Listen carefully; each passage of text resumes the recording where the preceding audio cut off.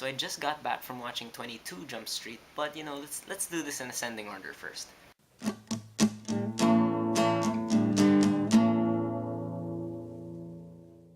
21 Jump Street is directed by Phil Lord and Christopher Miller, written by Michael Bacall, and it's based on the old TV show created by Patrick Hasberg and Stephen J. Cannell. And this movie stars Jonah Hill, Channing Tatum, Dave Franco, and Brie Larson. And in 21 Jump Street, Jonah Hill and Channing Tatum play these two young cops, Schmidt and Jenko, who are transferred to a special division of the police force on 21 Jump Street. And here they are assigned to go undercover into a local high school to try and locate the distributor and the supplier of this new drug that's going around. And while Schmidt used to be a loser in high school and Django used to be a popular kid, now that they're back in high school for a second time, they find that the tables have kind of turned and this tests their friendship. Now, 21 Jump Street is actually kind of an important movie for me personally, like in terms of, I guess, movie reviewing and really just loving movies. First of all, I could really relate with the movie in a way because when this movie came out, high school had just ended, so it was kind of nostalgic, it really hit that spot. But more importantly, I remember I treated my friends to a birthday thing and we were gonna watch 21 Jump Street and The Cabin in the Woods, double feature back to back. And I was looking for quick reviews online, I just wanted to know how they were as movies before I decided to watch them. And lo and behold, I discovered the land of YouTube movie reviewers, and that really kind of inspired me, and here I am now, I guess. 21 Jump Street, for me, is one of the funniest movies I've ever seen. It's probably one of my favorite comedies ever. It's a blast. Now, the cool thing about these two directors, Phil Lord and Christopher Miller, for me, they're like the American versions of Edgar Wright, the guy who directed Hot Fuzz and Shaun of the Dead and The World's End. Their style here is just so quick and energetic, and the pacing of 21 Jump Street is just absolutely relentless. It just all these jokes just hit you so fast and so often that this is the kind of movie you do kind of have to watch more than once if you want to get every single line. And not only is this movie really fast paced, but there's just this energy flowing through it, and it's such an optimistic comedy. It's so good natured, they're not, making fun of certain racial groups or whatever, which a lot of comedies resort to, and they're not making bad, foul jokes. It's really, a lot of the humor is directed to themselves, and it's overall just very good natured. And this really extremely energetic, optimistic pace really pays off in the end, because when this movie has to go into slower moment to develop character, those moments feel really earned. I do have to mention though, now that we're talking about pacing, that there are certain sequences in this movie that are extremely well edited, and upon rewatching it I noticed that there were just so many of these montage sequences. Like the most famous one is probably the scene where Schmidt and Django accidentally or unwillingly take drugs, and that entire sequence, it's really just amazingly edited, and it's just so fast and so funny. One other signature thing that Lord and Miller have going for them in their movies is that they have a really good ear for music, and not necessarily score, although the score here by Mark Mothersbaugh, if I'm not mistaken, really does complement the energy very well. But like, Lord and Miller can get away with, putting in a popular song or, a dance tune or just any kind of music in their movies seems to fit so well. Whereas in other movies, it might feel like, this is just them trying to pander to like a younger audience. Here, it just really works. Now, the thing that really sets 21 Jump Street apart for me from other comedies is that it's a very smart parody. It's not a stupid spoof like Scary Movie. It's a very smart yet non-obvious parody. They're not blatantly trying to make fun of certain things. However, they do make fun of like certain tropes and certain themes in, a buddy cop movie. But what's great is that they're able to balance this parodying of the buddy cop movie while parodying, the fact that it's a reboot of an old show, like they really do poke fun at so many different things, yet it always feels very balanced.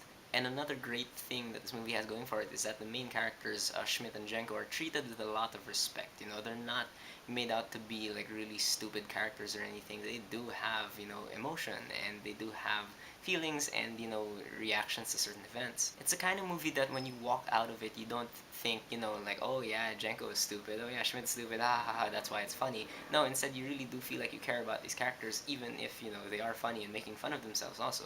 And 21 Jump Street was like the first movie I saw that really kind of showed me how profanity and, swearing and stuff can be effective in comedy, because a lot of other people try to swear a lot in their comedy routines and stuff, and for me it just comes off as excessive. But here, like, there really is something about the way they just kind of swear. It really amplifies the emotion and the hilarity of stuff. I suppose that the best way to get away with, excessive profanity is really by making the humor very good natured, because there's this, it forms sort of contrast, but at the same time, it just works very well.